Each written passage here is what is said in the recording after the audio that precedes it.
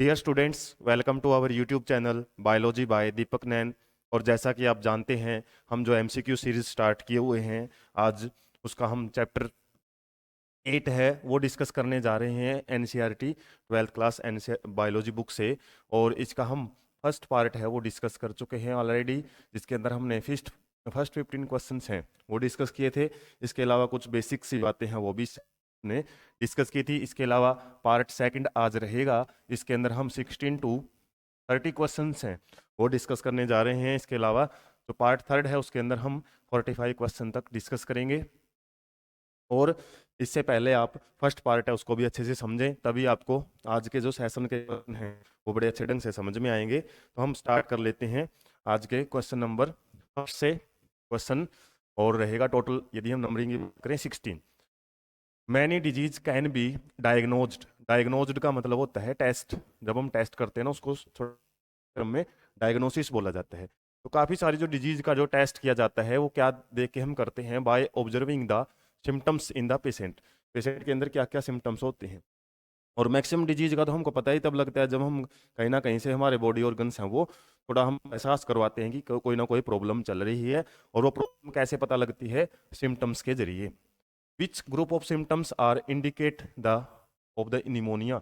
Pneumonia जो disease है उसके अंदर कौन कौन से सिम्टम डायरेक्टली आपसे पूछा हुआ है। क्वेश्चन इतना ही आपसे पूछा हुआ है, सिम्टम कौन कौन है, तो थोड़ा घुमा के ही थोड़ा आपको कंफ्यूज करने के लिए पूछा है। हालांकि ये कंफ्यूज नहीं भी हो गए आप इतनी बेसिक सी बातों से। तो होता क्या है निमोनिया में? निमोनिया में हमारे जो लंग्स हैं ना वो इफेक्टेड होते हैं, जिसकी वजह से हमको सांस लेने में प्रॉब्लम आती है, बुखार भी हो जाता है, चिल्स मतलब कंपकंपी भी रहती है, ठंड लगती है। इसके अलावा कफ खांसी वगैरह भी होती है और सर दर्द भी हो सकता है।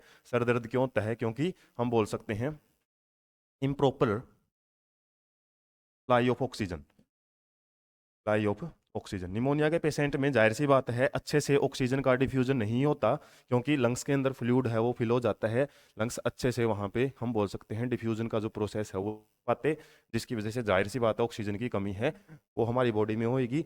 और ऑक्सीजन की कमी जब सबसे पहले होती है तो सबसे पहले इफेक्ट होने वाले ऑर्गन्स हैं उसमें हमारा ब्रेन और हार्ट जाता है। तो सबसे पहले तो ब्रेन में ही या फिर सर में ही क्या होता है, हमको सर दर्द वगैरह होना शुरू होता है। तो जाहिर सी बात है यही सिम्टम्स किसके हैं? हमारे निमोनिया के हैं। इसके अलावा कॉन्स्टिपेशन और एब्डोमिनल पेन से कोई रिलेशन नहीं रहता है। लंग्स वगैरह में हो सकता है, चेस्ट में जरूर। नेजल कॉन्स्टिपेशन एंड डिस्चार्ज, इस टाइप की कंडीशन फ्लू में मिलती है। तो फ्लू कॉमन कोल्ड वगैरह होता है ना, उस कंडीशन में हो सकता है इस टाइप की कंडीशन है वो मिले। High fever, weakness, stomach pain, loss of appetite, इस टाइप की चीज हो सकता है आपको अमीबोसिस के अंदर ये कंडीशन आपको मिल सकती है। लॉस ऑफ एपिटाइट, भूख वगैरह नहीं लगती, कॉन्स्टिपेशन वगैरह भी हो सकते हैं। खासकर वहाँ पे कॉन्स्टिपेशन नहीं, ज़्यादातर लूज मोशंस या फिर हम बोल सकते हैं डिसेंट्री वगैरह है वो हो सकती है। तो हम नेक्स्ट क्वेश्चन की तरफ लेते हैं। ये तो सिम्टम से रिलेटेड था। कैंसर कोज करने वाले आपसे जीन्स पूछे हुए हैं। जीन्स क्या होते हैं? Unit of heredity. हमने प्रीवियस चैप्टर्स के अंदर भी इसके बारे में थोड़ा डिस्कशन किया था। यूनिट ऑफ हेरिडिटी जो कि क्रोमोसोम्स के ऊपर प्रेजेंट होते हैं। अब कैंसर कोई एक ऐसी डिजीज नहीं है कि जो किसी टॉक्सिक सब्सटेंस वगैरह हम बॉडी के अंदर इंटेक करें और उसकी वजह से वो जहर हमारी बॉडी में फैले और डिजीज कोज करे। हमारे बॉडी में कैंसर क्या होता है? Simply uncontrollable uncontrollable growth of cells. Simply cancer यही होती है। हमारी सेल्स वैसे तो कंट्रोल में ग्रोथ करती हैं, जब उनकी जरूरत होती है ना डिवाइड करने की तभी डिवाइड करवाई जाती है बॉडी में। लेकिन कई बार क्या है, हमारी जो ग्रोथ करने की जो सेल्स होती हैं वो अपना मतलब एक कंट्रोल छोड़ देती हैं और जिसकी वजह से वो बढ़ती रहती हैं और उसी की वजह से हमारे जो ट्यूमर्स वगैरह है वो बन जाते हैं। और ट्यूमर्स बनेंगे तो जाहिर सी बात है दूसरी सेल्स के लिए जगह नहीं बचेगी, दूसरे टिश्यू को वो डैमेज करना शुरू कर देते हैं। और जब ये ट्यूमर्स कुछ ऐसी इंपॉर्टेंट जगह पे बन जाते हैं, जैसे ब्रेन के अंदर बन गए हैं या फिर किसी अदर पार्ट्स में बन जाते हैं, तो उस केस में वो डिजीज ज़्यादा कोज करने के चांसेस वहाँ पे बढ़ जाते हैं। और इन ट्यूमर्स को फिर क्या किया जाता है? सर्जरी से रिमूव किया जाता है। एक बाग में ट्यूमर्स बनते हैं उनसे कोई प्रॉब्लम नहीं है, उनको नॉन मैलिग्नेंट ट्यूमर बोलते हैं। लेकिन यदि ये ट्यूमर्स दूसरे पार्ट्स में फैलना शुरू कर देते हैं ना, तब बड़ी प्रॉब्लम हो जाती है। उस केस में कैंसर है वो बड़ी मुश्किल से ट्रीट होती है। क्योंकि एक जगह से ट्यूमर्स को तो हम क्या कर सकते हैं, इजिली रिमूव करके बॉडी को फ्री कर सकते हैं। कैंसर जीन्स से फैलती है, जीन्स के अंदर इनबिल्ट कुछ ऐसे मैकेनिज्म होते हैं जो कि कैंसर कोज कर सकते हैं, बस उन जीन्स को क्या करना पड़ता है, हमको एक्टिवेट करना पड़ता है। और यदि वो जीन्स एक्टिवेट हो जाते हैं किसकी वजह से, कार्सिनोजेंस की वजह से। कार्सिनोजेंस ये कुछ ऐसे केमिकल सब्सटेंस होते हैं जो इन इनएक्टिव पड़े जीन्स को एक्टिव कर लेते हैं, और ये जीन्स होते हैं हमारे ओनकोजेंस। ओनकोजेंस एक प्रकार के एक्टिव जीन्स होते हैं, और इनएक्टिव जीन्स क्या होते हैं, प्रोटो ओनकोजेंस बोलते हैं। प्रोटो ओनकोजेंस ये फॉर्म्स कैसी हैं, इनएक्टिव फॉर्म जीन्स की। लेकिन जैसे ही हमारा बॉडी किसी कैंसर केमिकल सब्सटेंस होता है, वो फिजिकल हो, बायोलॉजिकल हो, कोई भी टाइप का सब्सटेंस हो है, उसके कांटेक्ट में आता है, तो ये जीन्स हमारे प्रोटो ओनकोजेंस ओनकोजन में कन्वर्ट हो जाते हैं, और जिसकी वजह से ये फिर क्या है, सेल्स को लगातार ग्रो करना शुरू कर देते हैं। इनके ऊपर फिर कोई भी प्रकार का कंट्रोल नहीं रहता, रेगुलेटरी फंक्शन इनके बंद हो जाते हैं। रेगुलेटरी जीन्स नहीं होते हैं, रिप्रेसर या एक्सप्रेसर, एक्सप्रेसर जीन्स का भी कोई रोल नहीं होता स्ट्रक्चरल जीन। हालांकि जब हम ट्रांसक्रिप्शन पढ़ते हैं उनमें इन जीन्स का रोल जरूर पढ़ते हैं, लेकिन ओनकोजेंस आपको याद रखना पड़ेगा, प्रोटो ओनकोजेंस इसकी इनएक्टिव फॉर्म रहती है। Next question, question number 18। Khalistan is at the largest in children but with the onset of puberty, puberty मतलब किशोर अवस्था, या फिर जब रिप्रोडक्टिव ऑर्गन्स हैं वो मान सकते हैं हम। ऑनसेट मतलब ये बोला कि शुरुआत का टाइम, जब हमारे जो रिप्रोडक्टिव ऑर्गन है वो फंक्शनल हो जाते हैं, उस टाइम तक ये क्या हो जाता है, इट इवेंचुअली श्रिंक्स, सिकुड़ जाती है, और gate replaced by fat, fat के द्वारा रिप्लेस हो जाती है। और ये आपसे क्वेश्चन पूछा हुआ है सिंपली एंडोक्राइन ग्लैंड से related. Endocrine glands, endocrine system जब हम 11th क्लास में पढ़ते थे, उसके अंदर हम काफ़ी टाइप की ग्लैंड्स है वो डिस्कस करते हैं। और इसमें जैसे हम बात करते हैं, थाइमस ही एक ऐसी ग्लैंड है जो हमारे इम्यून सिस्टम में रोल प्ले करती है, इम्यून सिस्टम में रोल प्ले करेगी, बैक्टीरिया वगैरह वायरस वगैरह है उनसे इन्फेक्शन जो होता है उससे बचाती है थाइमस ग्लैंड। और ये बच्चों में ही ज़्यादा बड़ी होती है, जैसे जैसे एज बढ़ती है और ओल्ड एज तक जाते जाते ये बिल्कुल रिड्यूस्ड हो जाती है, जिसकी वजह से बच्चों का जो इम्यून सिस्टम है वो थोड़ा सा अच्छा होता है। उसके बाद जो हमारे बड़े बुजुर्ग होते हैं उनको डिजीज होने के चांसेस बड़े फटाफट होने शुरू हो जाते हैं, क्योंकि ये थाइमस जो ग्लैंड है हार्ट के पास होती है, ये खत्म हो जाती है आराम आराम से। हाइपोथैलेमस को सुपर मास्टर ग्लैंड भी बोलते हैं, ये तो कंट्रोल करती है किसको, पिट्यूटरी ग्लैंड को। और पैराथायरॉइड ग्लैंड कहाँ होती है, ये थायराइड ग्लैंड के पास में होती है, और पैराथायरॉइड हार्मोन है वो है। तो यहाँ पे सिंपली इम्यून सिस्टम से रिलेटेड जो क्वेश्चन दिया हुआ है, आंसर हमारा थाइमस ही रहेगा। Next, Ascaris lumbricoides is a species of parasites round worm, या निमेटोड्स भी इसको बोलते हैं, एक प्रकार के एस्कैरिस निमेटोड्स में हम पढ़ते हैं, 11th क्लास में पढ़ते थे। तो ये कहाँ मिलता है, किस ऑर्गेनिज्म में मिलता है, तो ये एक प्रकार का पैरासाइट है, बोल भी दिया। और पैरासाइट का हम ज़्यादातर जिक्र ह्यूमंस के अंदर ही पढ़ते हैं। ग्रासोपर तो इंसेक्ट होता है, पिग्स वगैरह है, इनके अंदर भी कुछ होस्ट का काम है वो करते हैं, कुछ ऑर्गेनिजम्स या फिर कुछ पैथोजन्स। और ज़्यादातर केस में देखते हैं हम जो ये पिग्स वगैरह हैं, या फिर जो ग्रासोपर इंसेक्ट है, या फिर हम ज़्यादातर वेक्टर्स जिनको पढ़ते हैं, एक प्रकार से वो क्या है, खुद अनइन्फेक्टेड रहते हैं। जबकि जैसे ह्यूमंस में आते हैं, ह्यूमंस की बॉडी मोर सेंसिटिव है, हम बोल सकते हैं मोर सेंसिटिव है। अदर ऑर्गेनिज्म के कंपैरिजन में हमारी बॉडी बड़ा ही सेंसिटिव होती है। और दूसरे ऑर्गेनिज्म में हो सकता है, जैसे कोरोना का भी केस हमने देखा था, कुछ ऐसे ऑर्गेनिज्म या फिर जैसे हमारे नॉर्मल ऑर्गेनिज्म ऐसे हैं जो उससे इफेक्टेड नहीं होते, हम बड़े जल्दी इफेक्ट हो जाते हैं, क्योंकि हम जो भी जितना भी खान पान, हमारा जो लिविंग स्टाइल है इतना ज़्यादा इंप्रूव करते जा रहे हैं हम फैसिलिटीज के चक्कर में, तो हमारी जो बॉडी का जो पावर है, इम्यून सिस्टम है, वो कहीं ना कहीं कमज़ोर होता जा रहा है। और दूसरे जानवर को देखेंगे, वो किसी भी ठंडे गर्म ऐसे अजीब से एनवायरनमेंट में भी रह लेते हैं, और उनको रहना ही पड़ता है, उनके पास कोई ऑप्शन ही नहीं होता। इसकी वजह से उनको एक अच्छा बेनिफिट ये है कि डिजीज वगैरह उनको कम लगती हैं। एस्कैरिसिस लुम्ब्रिकोइड्स एक प्रकार की हम बात कर सकते हैं, हमारा निमेटोड होता है जो कि स्मॉल इंटेस्टाइन में पाया जाता है, स्मॉल इंटेस्टाइन में। और हमारी स्मॉल इंटेस्टाइन में जो ब्लड वेसल्स हैं उनको ये क्या कर लेता है, उनमें से ब्लड सक करता रहता है, और ब्लड की कमी हो जाती है हमारी बॉडी में, एक प्रकार से बोल सकते हैं एनीमिया डिजीज है उसको कोज करता है। इसका आप थोड़ा सा आइडिया रख सकते हो। एक प्रकार का पैरासाइट है ये, और ब्लड सक वगैरह करता रहता है। Next question, malignant tumours. Malignant tumours क्या होती हैं? सिंपली वो अभी हमने डिस्कस भी किया था, जो एक जगह से दूसरी जगह फैल के और कैंसर को बहुत ज़्यादा फैटल बना देती हैं, नुकसान वाली बना हैं।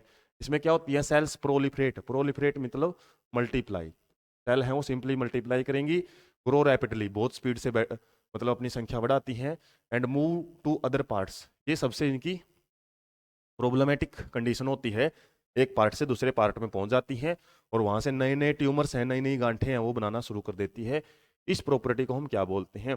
और ये बुक के अंदर बड़े अच्छे ढंग से प्रॉपर्टी दी हुई है, मेटास्टेसिस। और मेटास्टेसिस में क्या होता है? सिंपली जो मैलिग्नेंट ट्यूमर्स की सेल्स हैं वो लोड होती है हमारे ब्लड में, और लोड होकर वो किसी दूसरे पार्ट में पहुंच के वहां पे अनलोडिंग उनकी हो जाती है, ट्रांसफर हो जाती है एक पार्ट से दूसरे पार्ट में, और वहां पे फिर ट्यूमर्स कोज करती हैं। तो ये है आपका मेटास्टेसिस प्रॉपर्टी। टेरिटोजेनेसिस क्या होती है? टॉक्सिक सब्सटेंस जो हमारी बॉडी के अंदर चले जाते हैं या उसके एक्सपोज में चले जाते हैं, उससे फैलने वाली एक प्रोसेस है, कुछ डिजीज बॉडी इस तरीके करता है, उसको हम टेरिटोजेनेसिस बोलते हैं। टॉक्सिसिटी से रिलेटेड है। माइटोसिस क्या होती है? एक प्रकार का सेल डिवीजन है, इसको हम इक्वेशनल सेल डिवीजन भी बोलते हैं, 11th में आप पढ़ चुके हो इक्वेशनल सेल डिवीजन। और मेटाजेनेसिस क्या होती है? एक प्रकार से किसी ऑर्गेनिज्म की सेक्सुअल एंड एसेक्सुअल जो स्टेज होती है लाइफ की, उसके बीच का एक प्रकार का लिंक, हम इसको बोलते हैं मेटाजेनेसिस। सेक्सुअल स्टेज और एसेक्सुअल स्टेज के बीच की स्टेज होती है। तो मेटास्टेसिस ही यहाँ पे प्रॉपर्टी है, वो आपको पूछी हुई है। Next question, when an apparently healthy person is diagnosed as unhealthy by a psychiatrist। अब साइकेट्रिस्ट क्या होता है? से ही आपसे आ जाएगा। साइकेट्रिस्ट ऐसे डॉक्टर होते हैं जो मतलब हमारे जो ब्रेन की डिसफंक्शनिंग है, या फिर जो हमारी मेंटल डिसऑर्डर्स वगैरह हम बोल सकते हैं, मेंटल डिसऑर्डर्स, वो ज़्यादातर हैं साइकेट्रिस्ट। नॉर्मल टेस्ट से ब्रेन के जो फंक्शनिंग है, या ब्रेन की जो हम बोल सकते हैं कोई डिसऑर्डर है, प्रॉब्लम है, उसको नॉर्मल टेस्ट से हम पता नहीं करते। साइकेट्रिस्ट का काम होता है, कुछ है ट्रिक्स वगैरह उसके पास होती हैं, कुछ वो पेशेंट के दिमाग की सारी बातें निकलवा लेता है। और इसमें आपसे पूछा हुआ है कि एक हेल्दी पर्सन है, नॉर्मल सही दिखाई देता है, कोई भी मतलब हर टाइप का टेस्ट है ना उसका नॉर्मल आ रहा है, तो कोई डिजीज आ ही नहीं रही टेस्ट में, और साइकेट्रिस्ट के पास लेके जाते हैं तो वो पर्सन को बोल देते हैं भाई ये अनहेल्दी है। तो किस बेस पे उसने बताया है ये चीज? The patient shows behavioural and social maladjustment. Maladjustment का मतलब होता है जो एडजस्ट नहीं कर सकता, हम बोल सकते हैं नॉट एडजस्टेबल, जो सोसाइटी में एडजस्ट नहीं कर पा रहा है की वजह से, या फिर उसका बिहेवियर है वो ठीक नहीं है। और जो दिमाग के टेस्ट वगैरह टाइप का टेस्ट देखोगे वो नॉर्मल ही, बस ये वाली कंडीशंस हैं वो अब्सेंट मिलेंगी, हालांकि आंसर तो हमारा यहीं से है। उसके अलावा he does not take interest in sports. ऐसी तो कोई फिक्स बात नहीं है कि स्पोर्ट्स में जो इंटरेस्ट नहीं ले रहा कि वो अनहेल्दी ही माने हम उसको। The patients was not economically prosperous, और अमीर वाली बात आ गई है यहाँ पे भी, हम इसको लॉजिकली नहीं मान सकते। The patients was not efficient in his work, ये भी जरूरी नहीं है, लेजी इंसान भी होते हैं बहुत सारे, और उनको हम बीमार नहीं बोल सकते। तो इस तरीके से यहाँ पे फर्स्ट आंसर है वो हमारा ठीक रहेगा। उसके बाद which of the following are the reasons of rheumatoid arthritis. Rheumatoid arthritis क्या है? एक प्रकार की ऑटो इम्यून डिजीज है, अपनी बुक में बड़े अच्छे ढंग से इसको भी एक्सप्लेन किया हुआ है, ऑटो इम्यून डिजीज। इसके अंदर क्या होता है? हमारी जो बॉडी की सेल्स है ना, उनको हमारा इम्यून सिस्टम, जो इम्यून सिस्टम हमारी बॉडी की खुद की सेल को ही पहचानने में गलती कर बैठता है, जिसकी वजह से क्या करेगा, हमारी सेल्फ सेल्स होती हैं जो सेल्फ सेल्स, उन्हीं को ही डैमेज करना शुरू कर देता है। हमारा मतलब अपनी खुद की सेल्स को ही फॉरेन सेल समझ के खत्म करना शुरू कर देता है, और जिसकी वजह से जो डिजीज होती है फिर उसको ऑटो इम्यून डिजीज बोलते हैं। अब इसमें कुछ आपको सिम्टम्स वगैरह है वो दिए हुए हैं। Lymphocytes becomes more active. Lymphocytes जैसे बी एंड टी लिम्फोसाइट्स है, इम्यून सिस्टम में बड़ा इंपॉर्टेंट रोल प्ले करती हैं, वो ज़्यादा एक्टिव हो जाती हैं। ज़्यादा वाली एक्टिव में तो हाइपर सेंसिटिविटी का रोल ज़्यादा आता है, एलर्जी वाली कंडीशन में ज़्यादा देखी जाती हैं चीज़ें।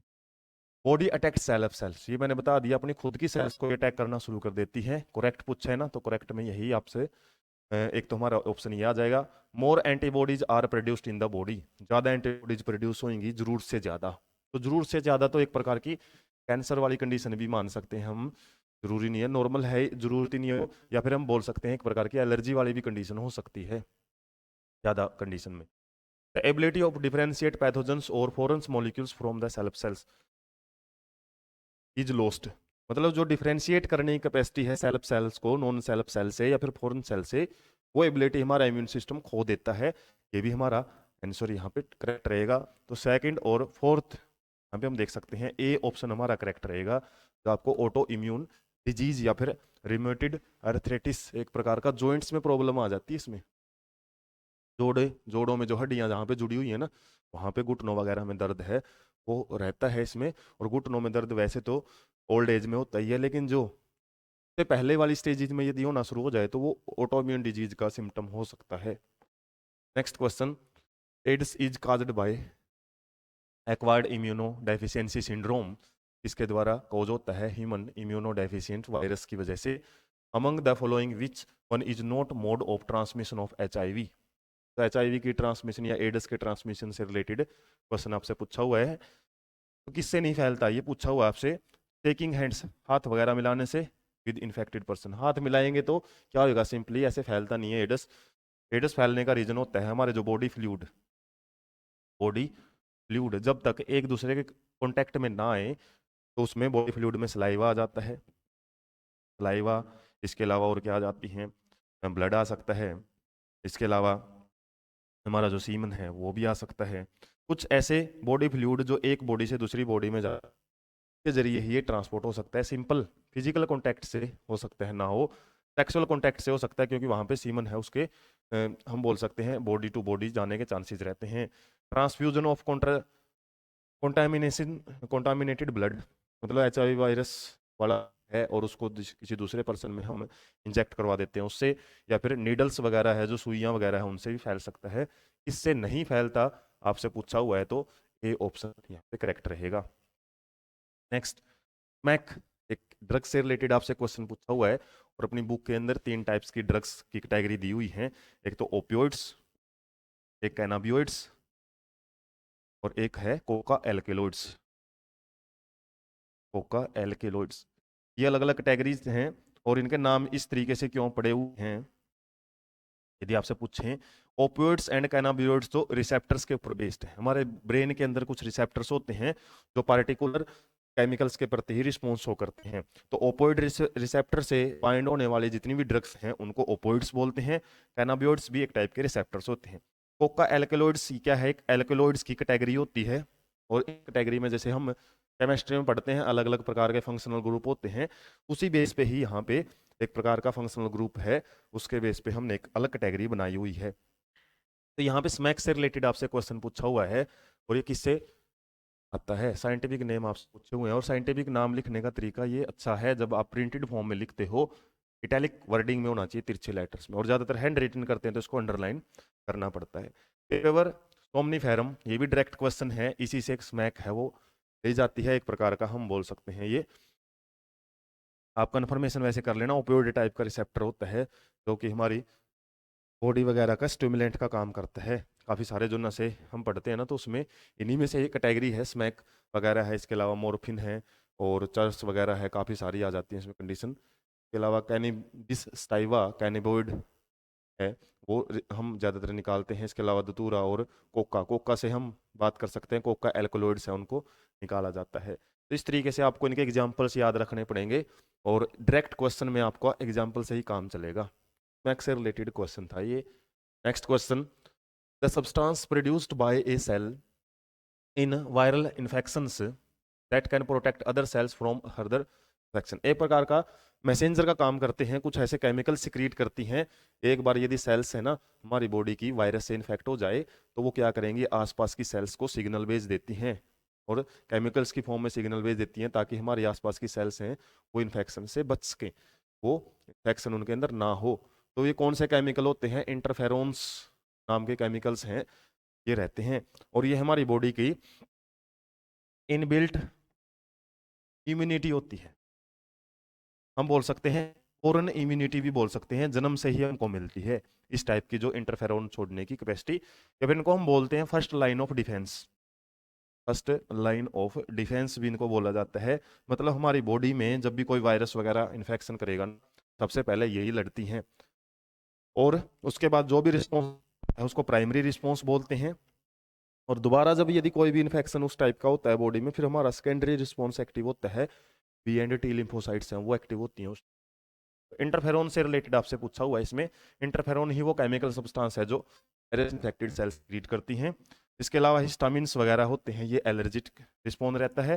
कोलोस्ट्रोम, कोलोस्ट्रोम क्या होता है? ये एक प्रकार का जो मिल्क प्रोड्यूस होता है इंटेंस लैक्टेशन के टाइम ड्यूरिंग द, या फिर हम बोल सकते हैं आफ्टर डिलीवरी ऑफ बेबी, उसको कोलेस्ट्रॉम बोलते हैं। इसमें IgA टाइप की एंटीबॉडी है वो प्रेजेंट होती है। चैप्टर में पढ़ भी चुके हैं ह्यूमन रिप्रोडक्शन वाले में। और सेरोटोनिन भी एक ऐसा ही केमिकल सब्सटेंस है, सेरोटोनिन और हिस्टामिन्स। इनको आप एक बार कंफर्मेशन कर लेना किससे रिलेटेड है। जो भी आपको आइडिया रहता है वो आपको बताने की कोशिश कर दी जाती है। उसके बाद next question number 26, transplantation of tissue. Transplantation एक बड़ी ही इंपॉर्टेंट प्रोसेस होती है जिसमें हम एक पर्सन से जो टिश्यू है या फिर ऑर्गन है वो दूसरे पर्सन में इंसर्ट करवाते हैं। क्या करने के लिए? उस पर्सन को उस डिजीज वगैरह से छुटकारा दिलाने के लिए। To save certain patients often fails due to rejection of such tissue and organs. कई बार क्या देखा जाता है, जैसे किडनी किसी की फेल हो चुकी है और हम बाहर से किसी दूसरे पर्सन से किडनी लेके आते हैं डोनर से, तो कई बार क्या होता है कि किडनी डालते ही पेशेंट की जो बॉडी है उस किडनी को फेल बना देती है। हालांकि वो किडनी जब हमने इंसर्ट की थी उसके अंदर वो बिल्कुल ठीक थी, लेकिन उसका बॉडी है उसको खराब कर देता है। बड़ी मुश्किल से वो किडनी मिली थी, लेकिन खराब करने का कई बार चांसेस मिल जाते हैं हमको। तो यहाँ पे आपसे पूछा हुआ है which type of immune response is responsible for such rejection. तो उस बॉडी की गलती नहीं है। जैसे हमने बात की थी हमारी बॉडी है ना, जो उसका इम्यून सिस्टम जो होता है एक प्रकार की आर्मी होती है हमारी, वो क्या काम करती है? उसका काम यही होता है कि बाहर से कोई भी बैक्टीरिया वायरस कुछ भी टाइप की चीजें यदि आगे ना, चाहे अच्छी चीजें ही क्यों ना हो, हालांकि हम खाना खाते हैं वो तो डाइजेस्टिव सिस्टम में ब्रेक होके नॉर्मल फॉर्म में जाता है, उससे तो कोई प्रॉब्लम नहीं होती। यदि हम डायरेक्टली बॉडी को किसी ट्रैक से एंटर करवाएं, फूड वगैरह को डायरेक्ट एंटर करवाएं या फिर कुछ ऐसे केमिकल को एंटर करवाएं, तो हमारा बॉडी का इम्यून सिस्टम एक्टिव हो जाता है और उस चीज को वो एज ए टेररिस्ट एक्टिविटी मान के उसको क्या करेगा, कोप अप विद, उसके साथ निपटारण करने की कोशिश करेगा, चाहे वो अच्छी चीज क्यों ना हो। जैसे टिश्यू है, हालांकि किडनी है उस पर्सन को जरूरत है, लेकिन फिर भी हमने क्या कर दिया, देख रहे हैं कि हम उसका इम्यून सिस्टम उसको डैमेज कर रहा है, क्योंकि उसका इम्यून सिस्टम ऐसे ही ट्रेंड है। और ये किसी भी पर्सन का इम्यून सिस्टम हो वो ऐसे ही ट्रेंड होता है, सिंपली और उन चीज को खत्म कर देता है। और इसमें हमारा ज्यादातर कौन से वाला इम्यून सिस्टम रोल प्ले करता है? Cell mediated immune system, CMI type के इम्यून सिस्टम। और एक होता है ह्यूमरल रिस्पॉन्स सिस्टम, HMI हम बोलते हैं, जो ब्लड से रिलेटेड रहता है, जो बॉडी फ्लूइड से रिलेटेड हम बोल सकते हैं, बॉडी फ्लूइड से रिलेटेड। यदि हमने कोई फ्लूइड इंजेक्ट करवाया है उसके प्रति जो रिस्पॉन्स क्रिएट हुआ है ना बॉडी में, वो हमारा ह्यूमरल रिस्पॉन्स जो हम बोल सकते हैं humour mediated immune response active होता है। हालांकि इसने दिया भी वो, ये बॉडी फ्लूइड से रिलेटेड है।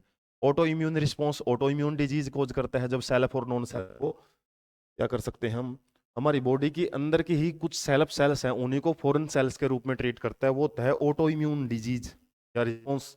और बाहर से आने वाली सेल्स को जो कि हमारी बॉडी में यदि से कोई बैक्टीरिया वायरस एंटर करता है ब्लड के जरिए, यदि एंटर कर गई तो सबसे पहले निपटा जाता है किससे? HMI से। और यदि वो सेल्स के अंदर एंटर कर चुका है, फिर वो सेल्स वाला इम्यून सिस्टम है वो उसको खत्म कर, यहाँ पे जो टिश्यू वगैरह है हमारी बॉडी में इंसर्ट करवाते हैं तो सेल मेडिएटेड इम्यून रिस्पॉन्स क्या करता है, उसको खत्म कर सकता है, डिसफंक्शनल बना सकता है। इसी चीज से बचाने के लिए हमारी बॉडी को इम्यूनो सप्रेसेंट, जिस पर्सन को ऑर्गन ट्रांसप्लांटेशन करवाया ना, तो इम्यूनो सप्रेसेंट ड्रग्स हैं वो भी खानी पड़ती हैं पूरी लाइफ टाइम, क्योंकि उसका इम्यून सिस्टम को दबा के रखना ही, सिस्टम दोबारा एक्टिव हो गया तो को उसके लिए तो वो फौरन, और क्या किया जाता है फिर इम्यून सिस्टम को ही दबा के रखा जाता है। और ऐसी कंडीशन में उस पर्सन को हो सकता है कुछ वायरल इन्फेक्शन वगैरह है वो टाइम टू टाइम होते रहें, क्योंकि इम्यून सिस्टम को दबा के रख दिया। तो इम्यून सिस्टम तो हमारे काम की भी तो चीज़ है सबसे ज़्यादा, तो ये हमारे वायरल इन्फेक्शन वगैरह है काफ़ी सारे इन्फेक्शन से बचा के रखता है। तो ऐसे इन्फेक्शन से तो फिर उसको दवाइयों के सहारे ही जिंदा रहना पड़ेगा, उसका बॉडी है ना उस इन्फेक्शन के प्रति खुद नहीं कुछ काम कर सकता। ऐसे पर्सन के लिए ये भी प्रॉब्लम आ जाती है। और सिंपल आपसे हमारे इम्यून सिस्टम से रिलेटेड क्वेश्चन था, उसका आंसर हम जिक्र कर चुके हैं। उसके बाद एंटीबॉडीज प्रेजेंट इन कोलोस्ट्रोम, ये तो हमारा ह्यूमन रिप्रोडक्शन से अभी भी मैंने डिस्कस कर लिया। IgA एंटीबॉडी होती है जो कि हमारे जो यंग बोर्न होता है उसका इम्यून सिस्टम है उसको इनबिल्ट करती है, उसको बढ़ाती है। IgG एंटीबॉडी और IgD एंटीबॉडीज, इनका भी एक स्पेसिफिक फंक्शन होता है। इसके अलावा IgE का हमारा फंक्शन पढ़ते हैं हम, एलर्जिक रिस्पॉन्स क्रिएट करती है। एलर्जिक रिस्पॉन्स है उनको क्रिएट करने में रोल प्ले करती हैं। इसके अलावा इनका भी पार्टिकुलर रिस्पॉन्स हमारी बॉडी में रहता है। किसी का यह है कि लिम्फोसाइट प्रोडक्शन करती हैं, मेरे को इतना क्लियर नहीं है लिम्फोसाइट्स जी या डी कौन सी करेगी। इस तरीके से लिम्फोसाइट सेल्स को भी प्रोड्यूस करती हैं, काफ़ी सारी होती हैं ये IgA IgG, तो आपको जो ज़्यादातर अपनी बुक के अंदर है इनका जो डिस्कशन बड़ा इंपॉर्टेंट रहता है, बाकी आप इनका भी ध्यान रख सकते हो। नेक्स्ट क्वेश्चन देख लेते हैं, क्वेश्चन नंबर 28।